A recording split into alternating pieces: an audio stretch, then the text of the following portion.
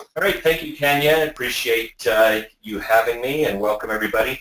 What I'm going to do here today is just create a narrative environment. And one of the things I used to do, I don't do so much anymore just because it's so ingrained in me, is the first thing, I recommend is putting a grid of the rule of thirds so that your focal point is going to land somewhere in these third areas. Today what I've done is I've started with a sketch. I don't usually start with a sketch. If you see here, I use a lot of shape. I'm a shape person, so right here you'll see I go to shape, then I develop form, then I develop local color, and then I start to develop here temperature of light, and then detail as we get to this area here. So today, actually, what I'm probably going to get to is these areas right through here.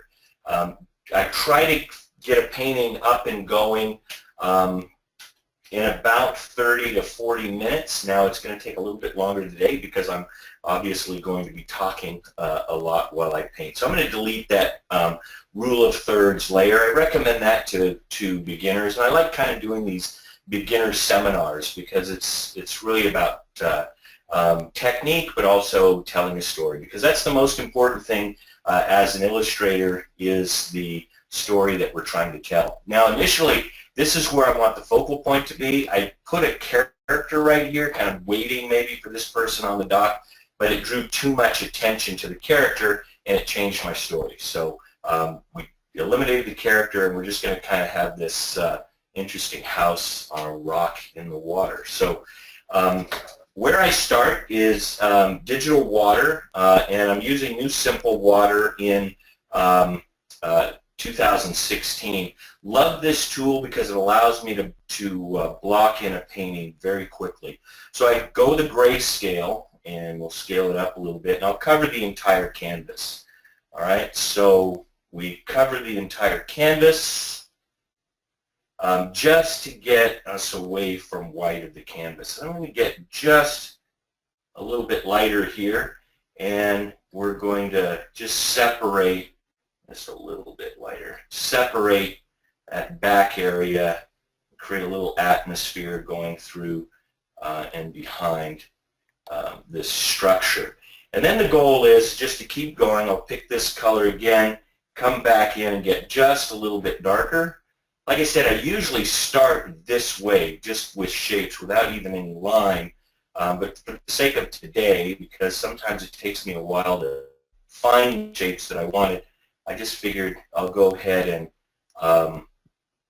create the line drawing so I know where my shapes are going to be, so I'm not struggling trying to find those things. And then I'm trying to create a bit of atmospheric perspective, so this is going to be light back here. This is a little bit darker, and then we're going to go just a little bit darker for the foreground area. And we're creating atmospheric perspective. We're just trying to step forward. Now in chiaroscuro lighting, lights come forward.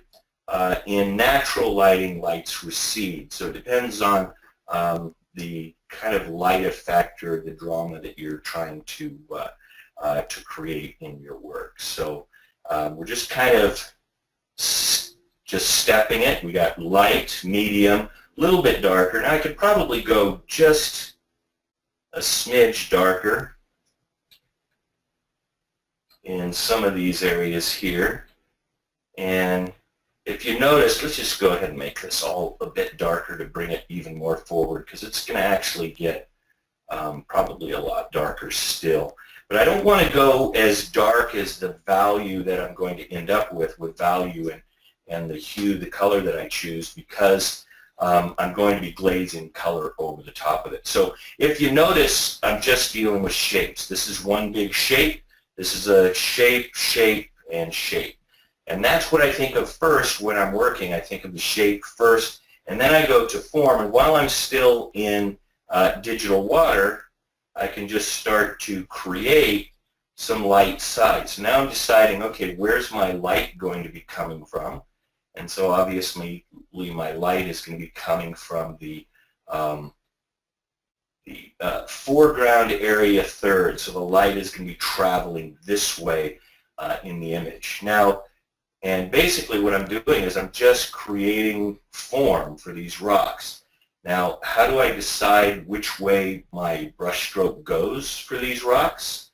Well, it's simple. I kind of just break everything down into very simple lessons and terms.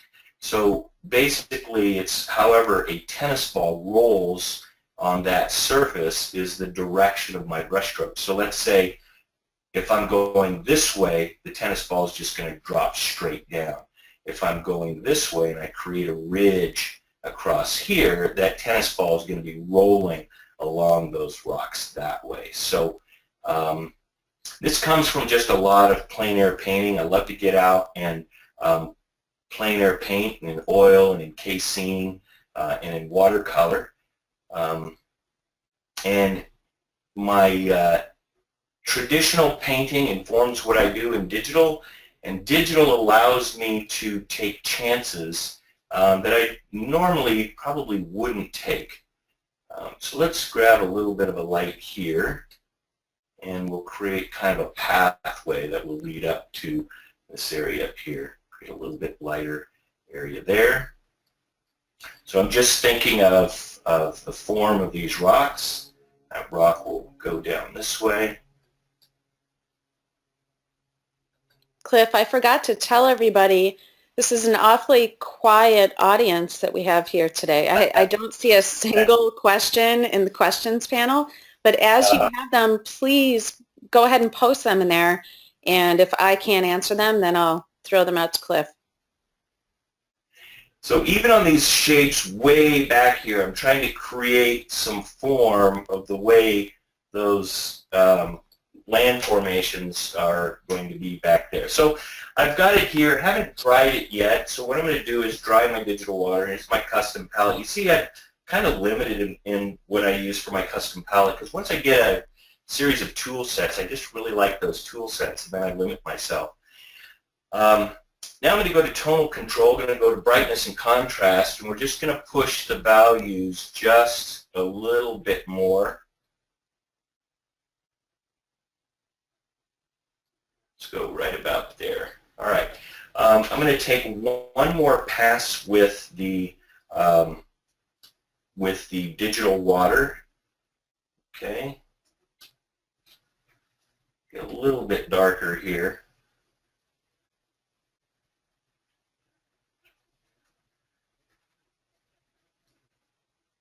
So we'll go one more pass with the digital water, and then I'm going to take and go white and go back, and what this does is just shows what I had in that initial pass, and I'll start to kind of play with where some of the waves might be and lighten some of these areas back in here. You're going to get a lot of white water in and around these rocks here, and you just kind of, there's a lot of energy to ocean water. It's what where I really love to go out and paint is at our beaches.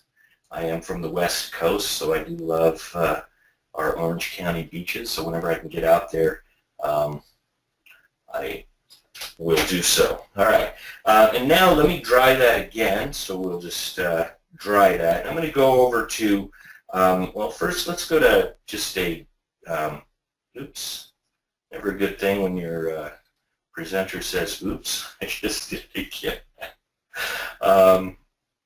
Trying to scale that brush up and hitting the wrong keys.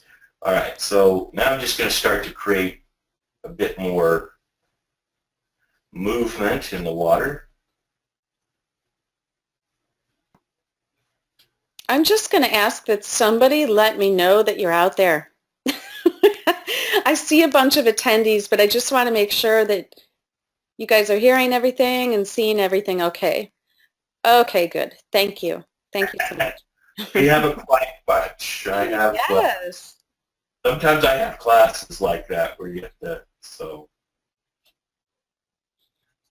it's either a good thing or we'll see. No, usually I think it's a good thing because that means that you're covering the details well. All right, so basically we just have some movement. We've got some some value and some form going on, and I haven't played with any color yet. So let me just make this a little bit more visually interesting in this focal point area. So now I'm just going to start to cover up the rocks, and what I've chosen is the real flat opaque. I have to be honest with you, I'm still fairly new to 2016. I'm really, really liking it. Some of my brushes that I had in my palette before are no longer in there. But the beauty of new versions is it really allows you to explore the program again in a new. And I think I've been using Corel Painter for, good grief, since 2001, I think it is. And the upgrades have just been wonderful.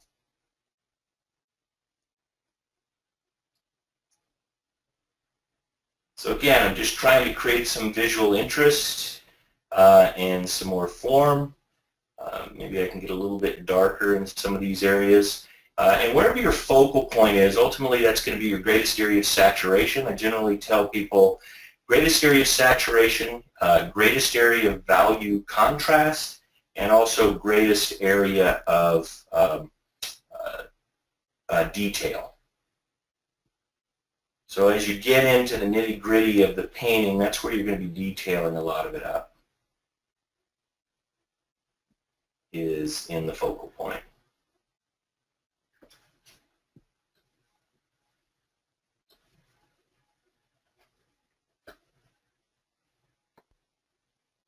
What kind of weather are you having there, Cliff? It's beautiful right now, I tell you. We had kind of a late summer. Our September and October, we were seeing 100-degree weather, and we had fairly mild summer, so we're getting our summer late. But right now, I have to say it's gorgeous. Lucky you, because Chicago's not all that great right now.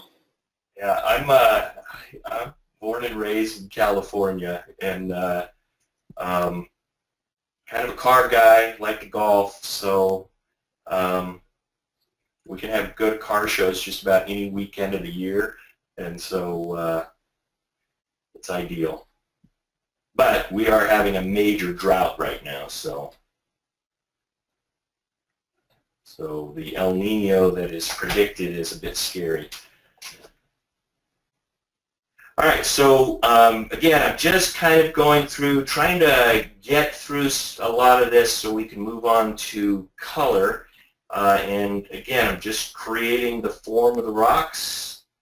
And again, thinking about which way that tennis ball would roll.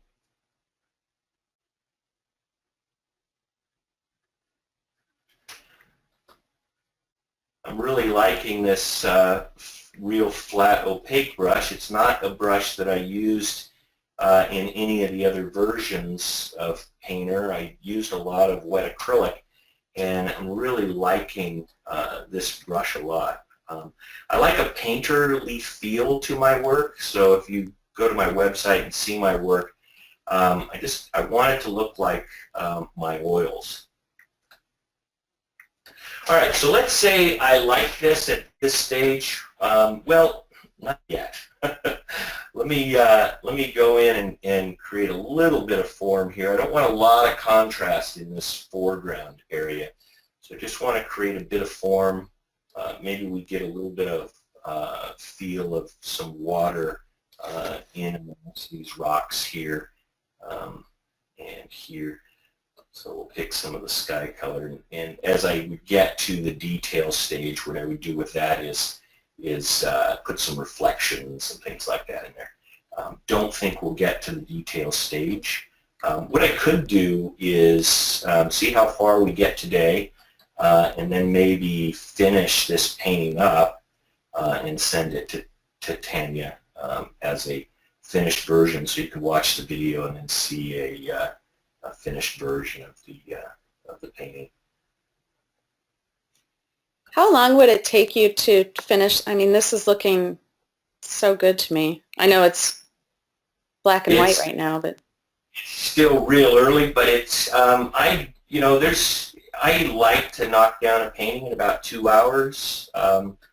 If I'm not saying anything and there wasn't the pressure of me to perform, then I could really make mistakes. But I oftentimes like to, you can see some of my speed paintings online.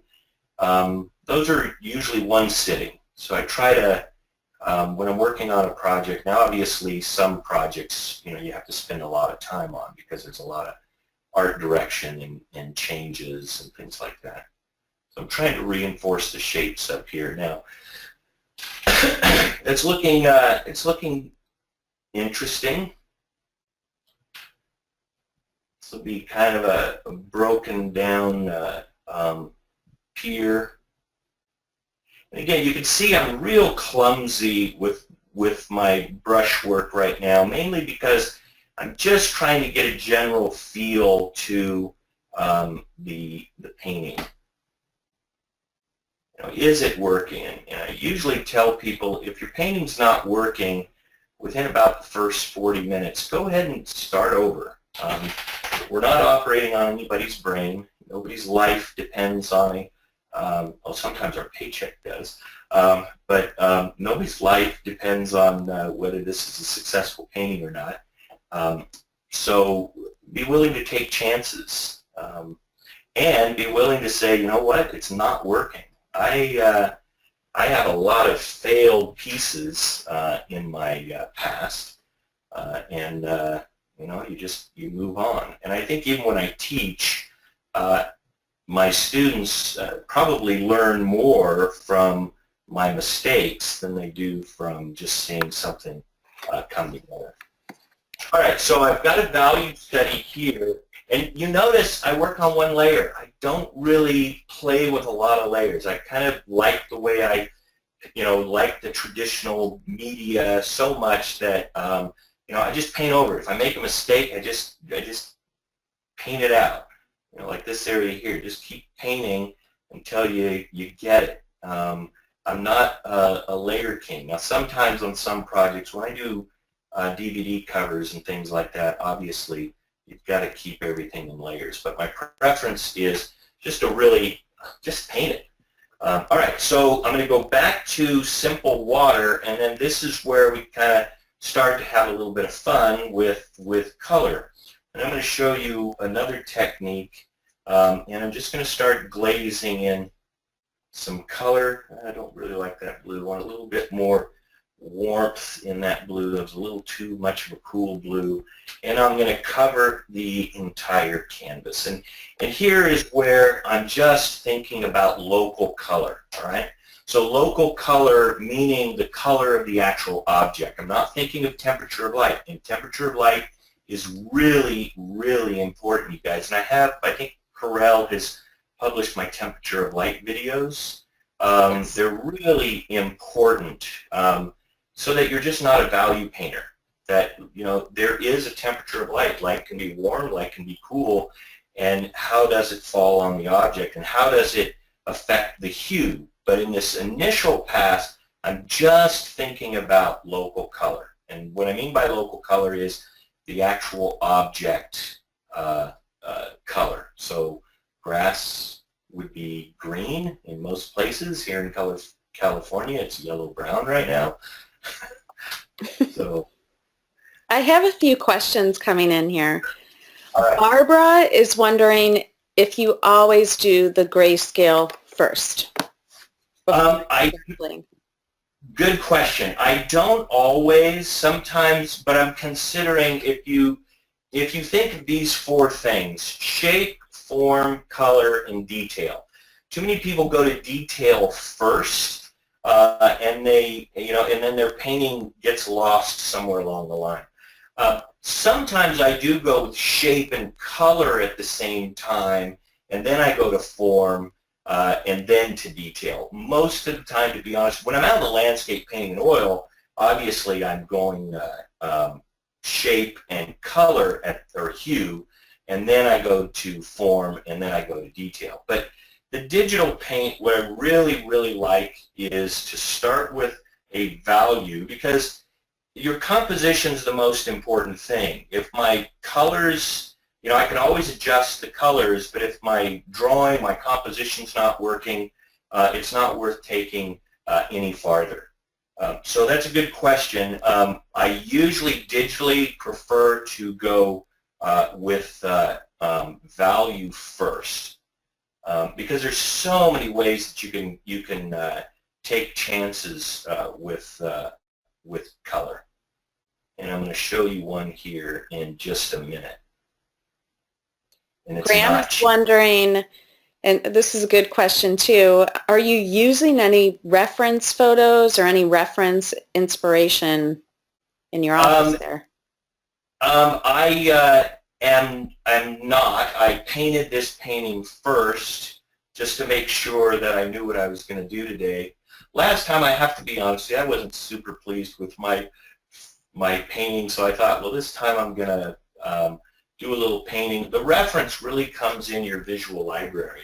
I have, I paint at the beach a lot, so I'm really familiar with the movement of water. I generally like to just make things up. Obviously, you get reference for, rocks when you're working on something of a major project, things like that, and the setting. What is the Pacific Ocean? How does it compare to the Atlantic? Things like that. Are there longer beaches? California here, we had sand like crazy, so you're always wiping sand off yourself when you leave the beach because we have such long beaches, sandy beaches. But yeah, I use reference when I need it, but the way I teach, one of the things I do at Cal State Fullerton is I do prompts. So a lot of the students that take my digital painting class, and we use Corel in that class, is to walk in and say, all right, you've got 40 minutes to paint, and sometimes I'll just tell the student, give me a prompt, and the student will say, oops, I don't know what I hit, key command there. The student will say, like yesterday or Wednesday, a student said, a cityscape with somebody being chased. And so every student has to do a cityscape, and it's not graded, but it's a prompt to see what they have in their visual library. Does that make sense? It does to me. So I do use reference when I need it. I don't use reference for just my doodles, generally like this. But I have a big visual library that's in my brain. Okay, so I've just kind of laid over some local color, and I'm going to dry that, and we'll go ahead and start to clean up a little bit of line. I'm going to show you kind of a fun technique. Let me actually, before I do that, get the water a little bit more the way I want it.